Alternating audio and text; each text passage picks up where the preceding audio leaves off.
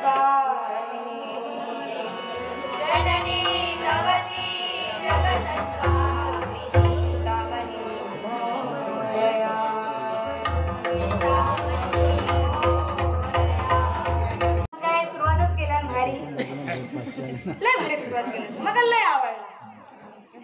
तुझ्यात येते मी हळूहळू पण जरा दमा. कारण कसं आहे डबल वारी म्हटलं की मनोरंजन हे आलं. नामस्मरण तर ते होणारच कारण त्याच्यासाठी आम्हाला बोलवलेलं आहे. पण नामस्मरणाबरोबरच मनोरंजन होणं हे तितकंच महत्वाचं. आणि जोडीवाले तर तुम्ही लस बाहेर दिलास मला तेजल जाधव तर बोलता कमी नाही हसता लोट दात नुसते कोलगेटचे जाते म्हटलं आज ते कसं हसता तेव्हा जग ते जोडीत मी असतं अजिबात नाही घा चांगला नाही तरी चांगला म्हणून. त्याचप्रमाणे आज मोठ्या प्रमाणावर या ठिकाणी महिला वर्ग सुद्धा या ठिकाणी उपस्थित आहे. बघा आजकाल महिला हे अगदी पुरुषांच्या खांद्याला खांदा लावून आपलं अस्तित्व निर्माण करतायत. तेवढ्या ताकदीने स्वाभिमानाने लढतात फिरतात आणि म्हणून मंडळी जरा जोरदार टाळ्या वाजवा यांच्यासाठी. आणि अशा महिलांचं बरोबर की नाही आजी ती वयच वाटणार. आणि अशा सगळ्या महिलांचं कौतुक यासाठी एकतर त्यांना कशी भरपूर कामं असतात पण तरी सुद्धा ती सगळी कामं आवडून आटवून बारी बघण्यासाठी आलेले आहेत. बरोबर की नाही. आपण घरी येणार बिदागी घेऊसाठी बरोबर की नाही. फुकट इलं नाही फुकट नाही इले मी जाताना पाकिट घेऊन जाते होय की नाही. आमची हे बारी सरली ना सरली म्हणजे आपण आलो त्याच्या अगोदर पाकिट तयार होत. पण ही जेवढे भजन रसिक या ठिकाणी उपस्थित आहेत त्यांना काही मिळणार नाही किंवा काही नाही. ते स्वखर्चाने आले होय की नाही आजोबा. आजोबांना लय पडला स्वखर्चाने आलेत आणि स्वखर्चाने येऊन या ठिकाणी आपला महत्वपूर्ण वेळ या ठिकाणी देऊन भजनाला नामस्मरणाला या ठिकाणी तुम्ही बसला म्हणून म्हणजे जोरदार टाळ्या होऊन जातात. आणि खरोखर खूप सुंदर एकजूट आहे खूप सुंदर. आणि म्हणूनच सांगू इच्छिते की बघा पत्ते तरी 52 असले तरी पिसणार एकच असतो. पत्ते जरी 52 असले तरी पिसणार एकच असतो. एके जरी 4 असले तरी जिंकणार एकच असतो. वारं कुणाचं असू द्या नाच फक्त या भंडारी पेडगाव समाजात जात असतो. या भंडारी समाजात जात असतो. या भंडारी समाज जात असतो. आता बुवाची एक व्याख्या बुवा म्हणजे असं जरा तब्येतीने असतं बरोबर की नाही. जरा असं जरा जरा अंगामासन बरो असला तसं माझ्यापेक्षा म्हणजे आमच्या दोघांच्या जर असा तुलना केलात तर माझ्यापेक्षा हा बरा. कसा माझी एक तर असं आहे आता मी उडणार कोणाच्या जीवावर तुमच्या जीवावर. ती म्हणा बुवा पेटवा मी तुमच्या जीवावर उडतोय काय तरी का बोलतोय पण नंतर मात्र हे पेटला की जाऊ नको घरात. कारण ह्या तेवढं तयारीचा या कधी उठून नका होऊ शकता आहे की नाही. होय हात लावशी माका अजिबात नाही ना.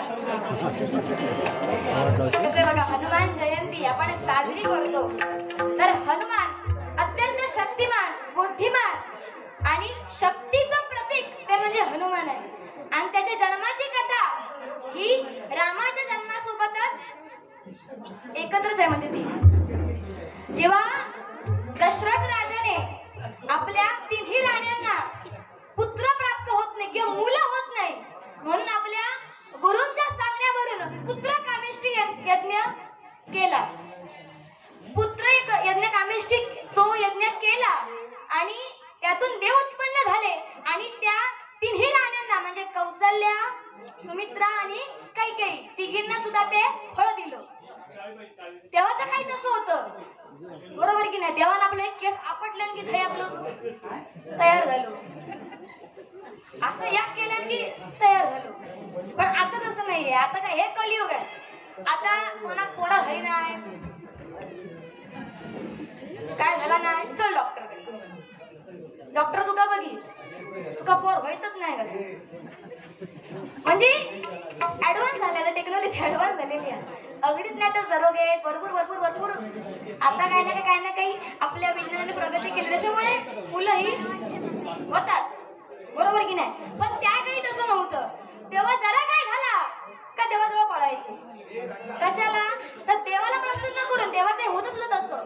देवाचे नुसतं भक्ती नामस्मरण म्हणजे काय? तेव्हा जे साधू संत महात्मे होते ते कितीतरी हजारो लाखो वर्ष कुठे तपश्चर्या करायचे, तेव्हा जाऊन त्यांना देव प्राप्त व्हायचा. पण आता कलियुगामध्ये एक चांगली गोष्ट, हे कलियुग चालू आहे, ह्या कलियुगामध्ये एकच, तुम्ही फक्त नामस्मरण जरी केलात तरी देव तुम्हाला सहज प्रसन्न होतो. सहज फक्त नामस्मरणाने. वरदान अंजनीच्या सुता तुला रामाचा वरदान.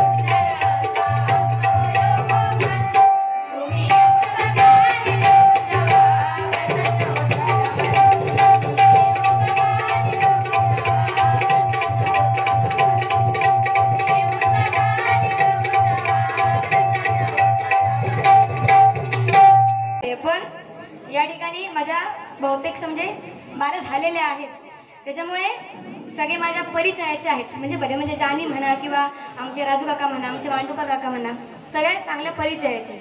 आणि त्यात या म्हणता माझी विरुद्ध जोडीवाली रिया मेस्त्री हिच्यासाठी म्हणतात टाळ्या वाजवा.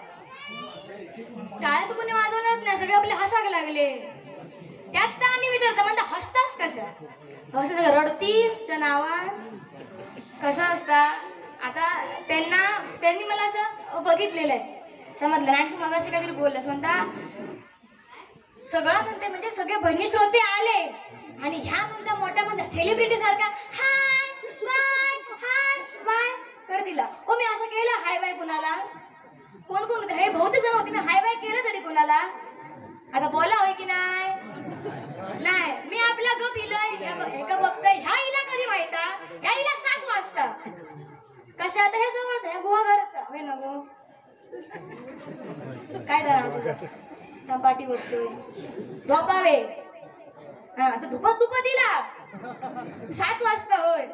आणि आता आम्ही कसं आता आम्हाला म्हणजे इथे पोहोचण्यासाठी आम्ही जवळजवळ 11 वाजता दुपारी 11 वाजता म्हणजे किती दुपारच्या कडार आमच्याकडे म्हणजे दुपारच्या कडार बाहेर पडलो 11 वाजता. तिथून इथे पोहोचेपर्यंत आमका किती वाजले काही गेले ते विचार कोलतरकर हे आणि आमचे हे काका मरणाचे फोन गो तू खाईल 5-5 मिनिटात फोन म्हणलं का झाला काय म्हटलं येतोय. नंतर काय झालं मी ठेवले फोन सायले तर माझ्या लक्षातच नाही आणि एवढं मरणाचं आता घरातच बघताय धावत नाही आणि मी एवढ्या त्या गाडीनं तापत मरत येत होतो. त्यात ह्यांचे फोन खोळावले दिले झोपून. नंतर मग संध्याकाळी आपला लाव हा जेटीच्या अगोदर मंडणगडला आम्ही आलो. नंतर आपलं फोन बघतोय ह्यांचे 30च्या वर फोन. आता माणूस अशा वेळी घाबरता ह्यांका म्हटलं फोन करू म्हटलं का गाळी देती की म्हटलं मग काय चांगलं बोलती तरी पण घाबरत फोन केलंय. काका म्हणतात कुठे आहे तू बाय तर म्हटलं काका मी येते म्हटलं मंडण कडले. हा बाय तू ये बाई काकाने फोन ठेवला नाही हे चाळवले. तुम्ही कुठे आहे म्हटलं येतो आहे म्हणता हा या. म्हणजे ह्या काकांची तर जवळजवळ 2 महिने अगोदर सारखे फोन म्हणजे हा असे म्हणजे काय बाय यायला पाहिजे हा म्हटलं काका लवकरच येणार शेवटी काय प्रवास आहे तो आणि तुमचे हरिहरेश्वर म्हणजे अगदी येईपर्यंत मरण निघता म्हणजे असे पेटके निघतात ना बसले एका जागेवर. आणि कसा माणूस एका जागी जास्तीत जास्त किती 4-5 तास बसू शकता 11 तास कोण बसत एका जागेवर बरोबर की नाही. त्याच्यामुळे त्या वरनही तापता खाल्लंही तापता बाजून तापतात हे आणि तापतात सगळं तापातापीचं वातावरण ह्या मध्ये सेलिब्रिटी सारखा येता हे सर मी मेलोय होय आणि मला सेलिब्रिटी सारखा असा काय नाही गो कसा असता वेळ आता ज्या टायमिंगला येणार त्या टायमिंगला येणार नाही इथे.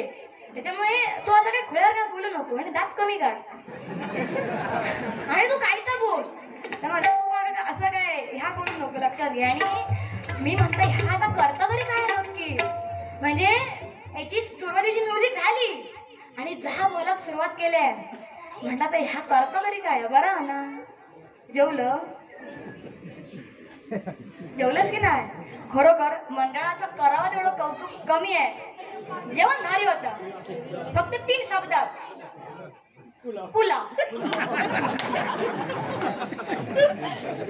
पण एवढं भारी होतं गरगरीत वल्लू म्हणजे घसा गेलो दह्या बरोबर आणि वाढूक तर आमचे हे साहेब पुढेच होते. तुमचे मी आभार मानते म्हणजे जरा जोरदार टाळ्या वाजवून सगळ्यांसाठी आभार मानते. आणि कसं आहे जास्त काय सुरुवातीत बोललेलं नाही त्याच्यामुळे माझं म्हणणं एवढंच आहे काय नाही तू काय तर बोल ह्या करू नको अजिबात तू धर एकदम समजला ते बघ ते बाजूक बसलेच आग घालू ते लक्षात ठेव ते माका सांगतील पेटव तू काय सांगतील पेटव हा त्याच्यामुळे असं म्हणू नको की ती माझ्या बाजूला ते दोघांच्या बाजून बक्षीस पण देतलेस ना हा देतले पेटव चला. हा बाळासाहेबांवरून या ठिकाणी थोडक्यात 2 ओळी. जर हिंदूंसाठी मराठ्यांसाठी आणि या मराठी माणसासाठी जर कुणी लढलं असेल आणि भिडलं असेल तेवढ्याच ताकदीने तर ते म्हणजे वंदनीय बाळासाहेब ठाकरे लक्षात घ्या. आणि म्हणून त्यांच्यासाठी 2 ओळी या ठिकाणी मी सादर करते. जसे शिवाजी तसे बाळाजी जसे शिवाजी तसे बाळाजी बाळासाहेब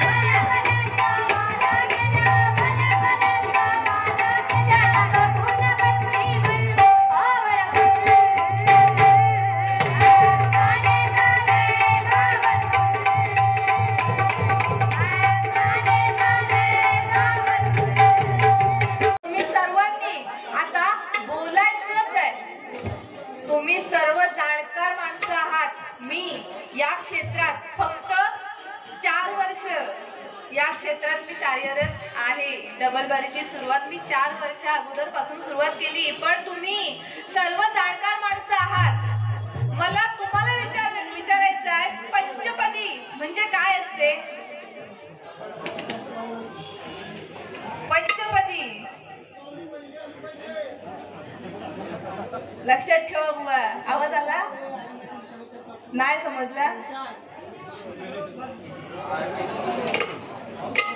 नाही होणार ना, गरम होणार. पण पहिलं तुम्ही इथे बोलवलं कशासाठी? नामस्मरण करण्यासाठी. मी पहिलं काय केलं, प्रार्थना घेतली, भजन घेतलं, रूपावली घेतली, अगदी शांतपणाने तिच्याकडे बारी दिली. बारी आपण किती वाजता दिली हो काका? नाही, ते भांडणार नाही, कारण ते काय म्हणतील मला 2 हवेत. किती वाजता दिली हो बारी काका? किती? 11:30. आता वाजले किती? 1 वाजला. आता काय मी इथे काय करणार? गजर घेणार. गजर माझा किती वाजेपर्यंत संपणार? 1, 2 किंवा 2:30 वाजेपर्यंत समजा. त्याच्यानंतर बुवांचा गजर होणार. तो गजर काय नुसताच गजर नाही होणार, त्याच्यात अजून पण काय होणार. वाजले 4 आणि बुवा हे जे आपल्याला फोन करत होते, सारखे जे फोन करत होते, ती एक काळजी असते की आमचा कार्यक्रम चांगला झालाच पाहिजे. बरोबर आहे ना? म्हणून ते फोन करत होते. मग ते जे फोन करत होते त्याच्यातून ते तुला असं नाही बोलले का की आम्हाला सकाळी 4 वाजता काकड आरतीची सुरुवात करायची आहे, त्याच्यानंतर कीर्तन उभं राहणार आहे. बरोबर आहे ना? मग 4 वाजेपर्यंत आपले नुसते गजरच होत राहिले. मग अभंग, गवळण, कव्वाली जर समजा एखादं भारूड सादर करायचं झालं तर ते कसं होणार? म्हणजे आपण इथे नामस्मरण केलं की नाही केलं? प्रश्नच आहे की नाही आपल्या समोर. म्हणूनच मी पहिल्यांदा म्हटलं वेळ महत्वाची आहे. तर बुवाने त्याचा दुसराच अर्थ काढला. फरमाईश, हे बघा फरमाईश मला आल्या नव्हत्या, पण मी तर तशाच ठेवल्या. कारण काय, आधी भजनाच्या नियमाप्रमाणे आपल्याला जो वारसा दिलेला आहे, जो पंचरत्नांनी आपल्याला जो वारसा दिलेला आहे, आज मी शिक्षण घेते या गायनाच्या, ह्या सगळ्या मी शिक्षण घेते. कुठे जाऊन शिक्षण घेते मी? तिच्या जवळ असलेला गाव कुडाळ, इथे जाऊन मी परीक्षा देऊन येते. मग त्या गुरूंनी आपल्याला काय शिकवलंय? भजनाच्या नियमाप्रमाणे भजन कर आणि त्यातूनच समोरच्या प्रेक्षकांचं मनोरंजन. मग स्वतः का वाळलेली राहिली? कळते माझ्यावर मेली झाली ना, तिच्या तोंडावर आली बुरमाती.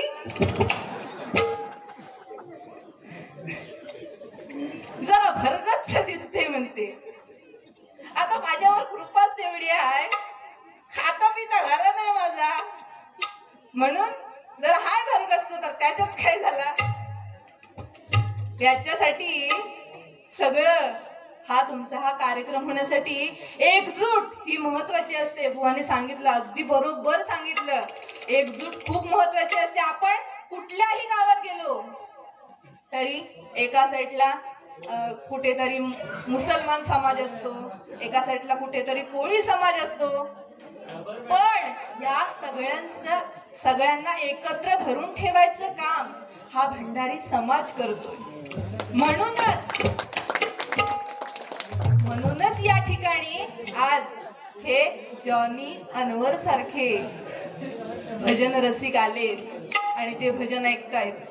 ही आहे आपल्या हिंदू धर्माची ताकद. कधीही झाकणार नाही डोंगर, कधीही वाकणार नाही, आणि या भंडारी समाजाचा दरारा कधीही मिटणार नाही, कधीही मिटणार नाही, कधीही मिटणार नाही. ते म्हणतात पेटव पेटव पेटव. अगं पहिलीच बारी तुझ्याकडे दिली ती तू एवढ्या तास केलं, मग ते काय म्हणतील तिकडनं? पेटव नाही म्हणणार, नाही तर काय इजो म्हणतील.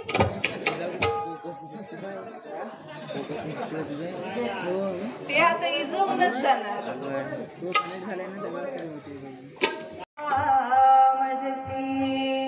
तूच एक तारी, तूच सूर ठावा मनसी, तूच एक तारी, सगुण रूप लाविली देवा एक रात्री, सगुण रूप लाविली देवा एक रात्री, सगुण रूप लाविली देवा एक रात्री, तूच सूर ठावा मनसी, तूच एक तारी, तूच सूर ठावा मनसी, तूच एक तारी,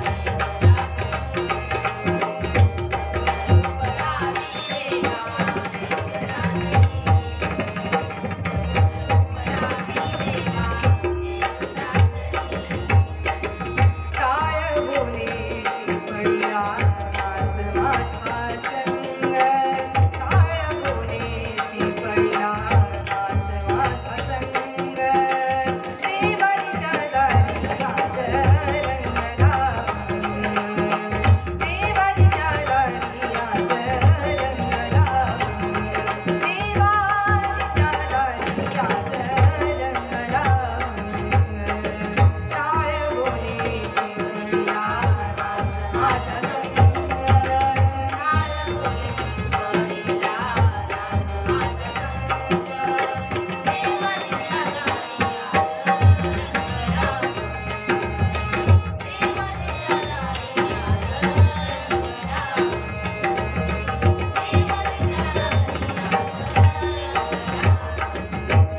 मागे उभा मंगेश, पुढे उभा मंगेश, मागे उभा मंगेश, पुढे उभा मंगेश, माझ्याकडे देव माझा पाहतो आहे, माझ्याकडे देव माझा पाहतो आहे, मागे उभा मंगेश, पुढे उभा मंगेश. झाली सकाळ, झाली दुपार, सरली ती रात, आणि या भेंडखोल गावच्या तुमच्या सर्व ग्रामस्थांची आहे आमच्या भजनाला साथ, आमच्या भजनाला साथ, आमच्या भजनाला साथ. 16 वर्षाच्या छत्रपती शिवाजी महाराजांनी त्या रायरेश्वराला रक्ताचा अभिषेक केला. बरोबर ना? मी बरोबर बोलत असेल तर निदान हो असं तरी म्हणा.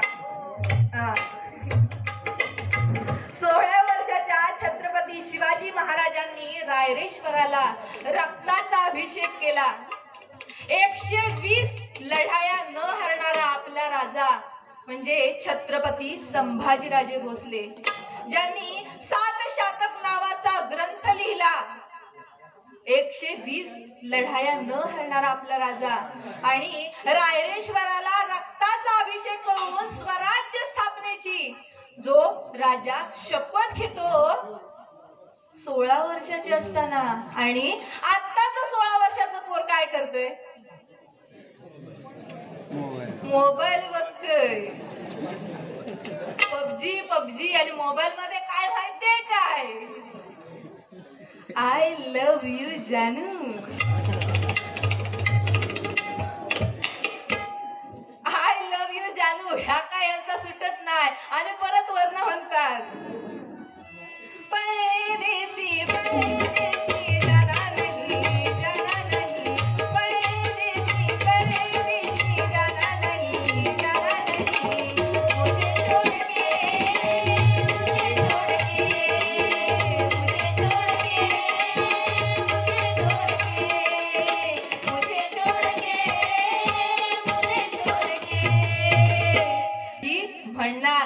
आणि समजा त्यातली जर एखादी पटली ना, एखादी जर पटली आणि तिनं जर विचारला, जानू चंद्र कुठे चंद्र, तर आमचा हा 16 वर्षाचा मावळा काय म्हणणार? अगं कुठे काय कुठे, हा काय तुझ्या गालावरच आहे ना तो. पण कर्म धर्म संयोगान तिच्याच बरोबर जर लग्न झालाच आणि लग्न झाल्यानंतर तिने जर विचारला, जानू चंद्र खै चंद्र, तर काय सांगणार? हाच 16 वर्षाचा मावळा, तो काय सांगणार? अगं कुठे काय कुठे, वरती काय तुझं बापूस कंदील घेऊन बसलेलो आहे. पण आत्ताच्या ह्या महिला कमी हुशार नाही, लाडक्या बहिणी आहेत त्या काही कमी हुशार ना. त्या म्हणणार मला मान्य आहे वरती माझा बापूस कंदील घेऊन बसलेला आहे, पण त्याच्यातला रॉकेल संपल्यावर तो काय तुझं बापूस टाकायला जाणार आहे? ही अशी आजची परिस्थिती आहे. अहो छत्रपती शिवाजी महाराज लढले का? तर स्वराज्यासाठी. छत्रपती शिवाजी महाराज लढले ते स्वराज्यासाठी घोडे घेऊन, त्यावेळी ते घोडे घेऊन फिरले. आणि आत्ताचा आपला मावळा काय करतोय? छत्रपती शिवाजी महाराजांची जयंती आली रे आली की एवढी त्याची दाढी वाढवलेली असणार, अशी चंद्रकोर काढणार, कडक इस्त्री करणार कपड्यांना. आणि आईने विचारला, काय रे कुठे चाललास? की हा मावळा म्हणणार आम्ही छत्रपती शिवाजी महाराजांची जयंती साजरी करण्याकरता चाललो, एवढं म्हणणार. आणि संध्याकाळी जर बघितलं ना तर कुठल्या तरी गटारात लोळत असणार. ही अशी आजची परिस्थिती झालेली आहे. म्हणजे हा म्हणणार तोंडाने, मोठ्याने म्हणणार आम्ही छत्रपती शिवाजी महाराजांचे छावे, आणि ह्यांच्या तोंडात बघितलं तर बचकावर मावे.